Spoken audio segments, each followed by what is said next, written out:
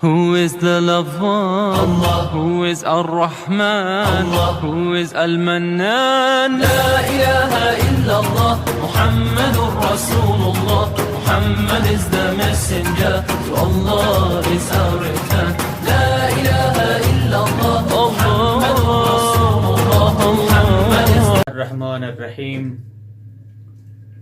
اللہم صلی علی محمد و آل محمد و عجل فرجہم آل محمد اللہم عجل لولیک الفرج۔ السلام علیکم ورحمۃ اللہ وبرکاتہ۔ ناظرین کرام، سلام عرض کرنے کے بعد آج ہم آپ کی خدمت میں حاضر ہوئے ہیں اور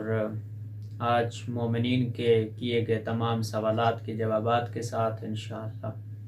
اور ایک سوال کے جوابات کے ساتھ، اور درس جو ہمارا 29 نمبر درس ہے اسی کے سلسلہ میں اس سوالات کی تمام جتنی بھی جزیات ہیں ان کو مکمل کر کے انشاءاللہ ہم اپنے اگلے نئے موضوع کے ساتھ چلیں گے۔ تو آج کا ہمارا جو پہلا سوال ہے وہ یہ ہے کہ کیا ظہور امام زمان کے بعد توبہ قبول ہوگی یا نہیں؟ اگر کافر معجزہ کا تقاضا کریں گے تو کیا آیا امام معجزہ دکھائیں گے یا نہیں دکھائیں گے؟ تو پہلی چیز تو یہ ہے کہ اس سوال کی وضاحت میں مختصراً کوشش کروں گا کہ ٹو دی پوائنٹ بھی جواب دوں اور تھوڑا سا مومنین کے لیے وضاحت بھی کر دوں تاکہ ان کی جو تشویش ہے یا جو ان کا ذہن مشوش ہوتا ہے وہ نہ ہو پائے۔ پہلی چیز یہ ہے کہ خداوند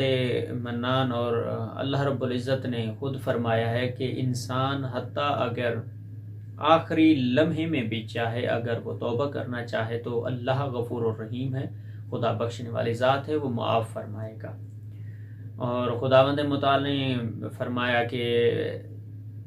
جب بھی جس وقت انسان توبہ کرے اس کی توبہ قبول ہو جائے گی۔ تو وہ لوگ جو یہ کہتے ہیں کہ امام معاف کریں گے یا نہیں کریں گے، یا ان کی توبہ قبول ہوگی یا نہیں ہوگی، تو سب سے پہلے سوال آتا ہے خداوند متعال اللہ رب العزت کی ذات پہ۔ جب خدا بخشنے والی ذات ہے تو یہ مسلم ہے، اور فقہ جعفریہ میں یہ ہمارا عقیدہ بھی ہے اور ہمارا اعتقاد ہے کہ محمد و آل محمد خداوند متعال کی صفات کا مظہر ہیں، اور جب آل محمد اور امام معصوم علیہ الصلوۃ والسلام خداوند متعال کی صفات کا مظہر ہیں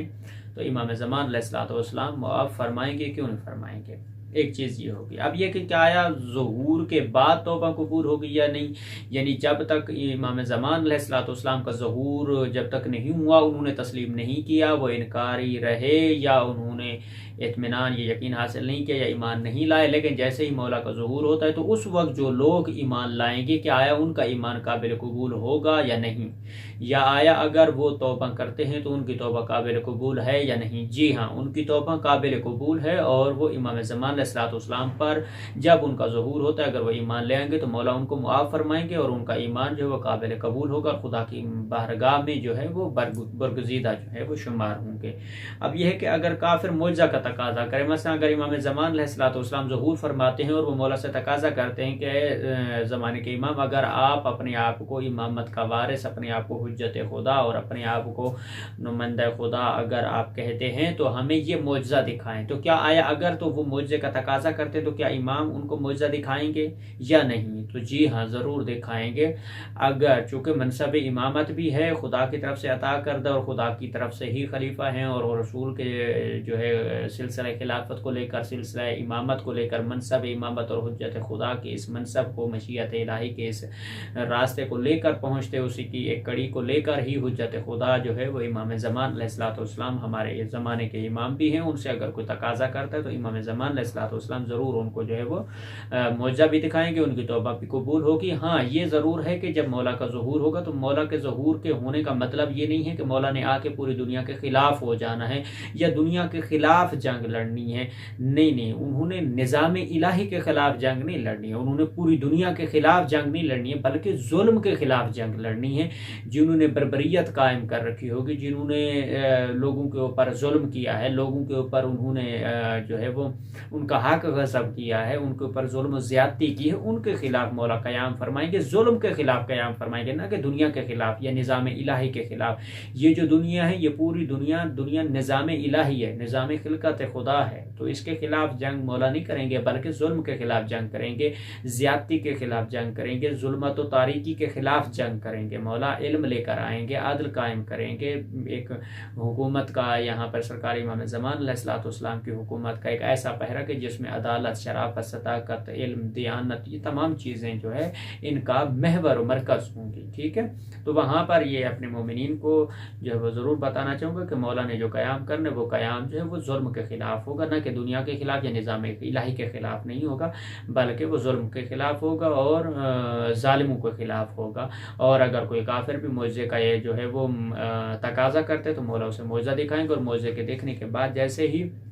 مولا اس تقاضے کو پورا کرتے ہیں، اس کے اوپر واجب ہے کہ وہ توحید پر بھی ایمان لائے، رسالت پر بھی ایمان لائے، اور امامت پر بھی جو ہے وہ ایمان لانا اس کے اوپر واجب اور ضروری ہے۔ اور اسی کے ساتھ ہی جو ہے وہ اگر توبہ کو کرتا ہے تو اس کی توبہ جو ہے وہ قابل قبول ہوگی اور وہ بخشش کا جو ہے وہ ضامن ہوگا۔